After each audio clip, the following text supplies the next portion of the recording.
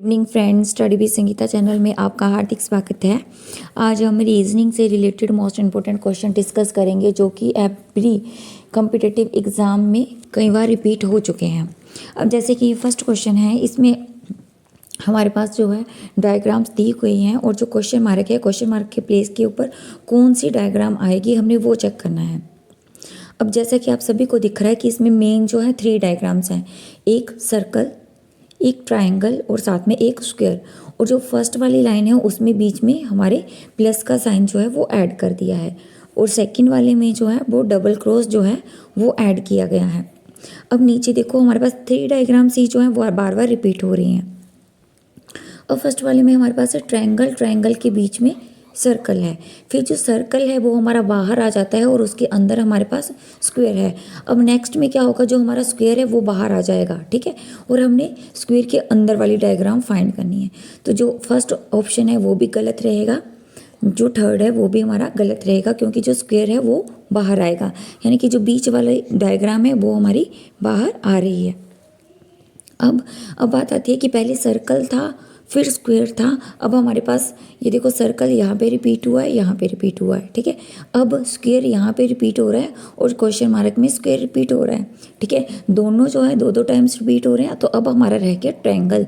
तो स्क्वायर के बीच में कौन सी डायग्राम आएगी, वो आएगी हमारी ट्रायंगल। तो जो फोर्थ ऑप्शन है वो इसका सही आंसर रहेगा। अब नेक्स्ट है, दिए गए विकल्पों में से उस शब्द को चुनिए जो दिए गए शब्द के अक्षरों का प्रयोग करके नहीं बनाया गया है। अब नहीं बनाया गया है, अब देखो लेटर LETTER, यानी कि इसमें जो ई है वो 2 टाइम्स रिपीट हो रहा है, पर इंटरनेशनल में जो ई है वो ओनली 1 टाइम है। तो इसका सही आंसर रहेगा ऑप्शन 3।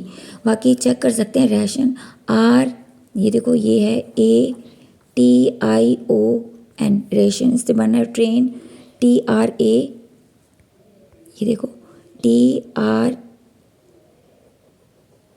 का है TRAIN, ठीक है, ये भी जो है वो इससे बन रहा है। तो सीधा जो है आप वो देखें कि इसमें ई जो है वो 1 टाइम है इंटरनेशनल में और लेटर में 2 टाइम है। तो इसका सही आंसर रहेगा 3। पर जब पूछा गया हो, कई बार क्वेश्चन पूछा गया था कि उस शब्द को चुनिए जो शब्द के अक्षरों का प्रयोग करके बनाया गया है, तब कंफ्यूज नहीं हो। बनाया गया तो वही अक्षर शब्द आपने फाइंड करना है जो इसका यूज करके ही बनाया गया हो। नेक्स्ट है,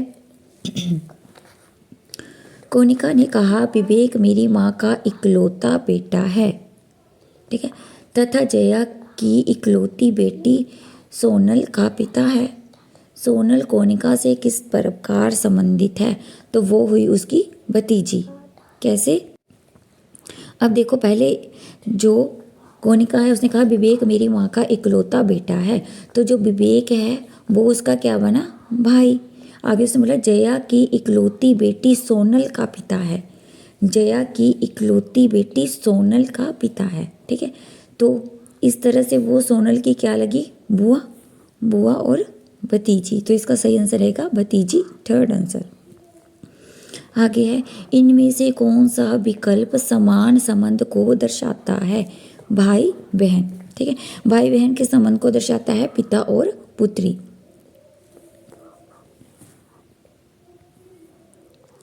आगे है हमारे पास, निम्न विकल्पों में से अंकों के उस संयोजन को चुनिए जिसके अनुसार यदि दिए गए अक्षरों को व्यवस्थित करें तो एक सार्थक शब्द बन जाए, ठीक है।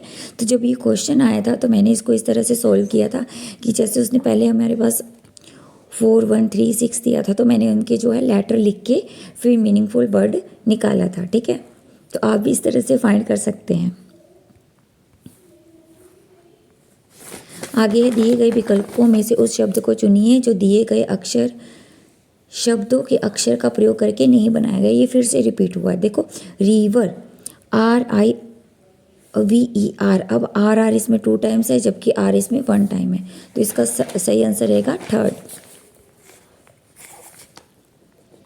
आगे है, choose the correct alternative which will complete the given letter series, जो गिवन लेटर सीरीज को जो है वो कंप्लीट करता है, हमने वो चुनना है। CLI। पहले आया ABCD, फिर आया BDFH। इसके लिए सबसे पहले जो ट्रिक है, आपको सबसे पहले ABC राइट करनी पड़ेगी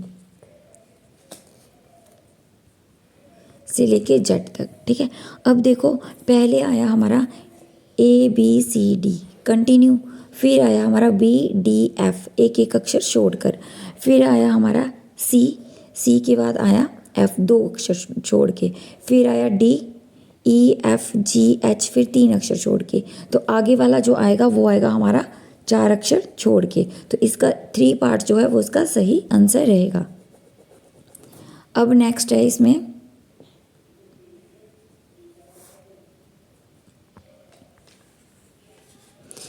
निम्न दिए गए रेखा चित्रों में से कौन सा चित्र मेज, कुर्सी और फर्नीचर में संबंध दिखाता है।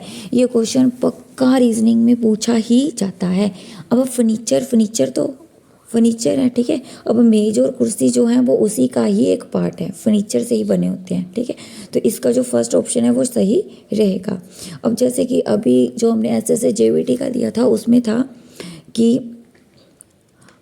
अभिभावक, ठीक है, अभिभावक में एक माता पिता बोला था, पेरेंट्स जो है वो माता पिता उसके अंदर ही आते हैं।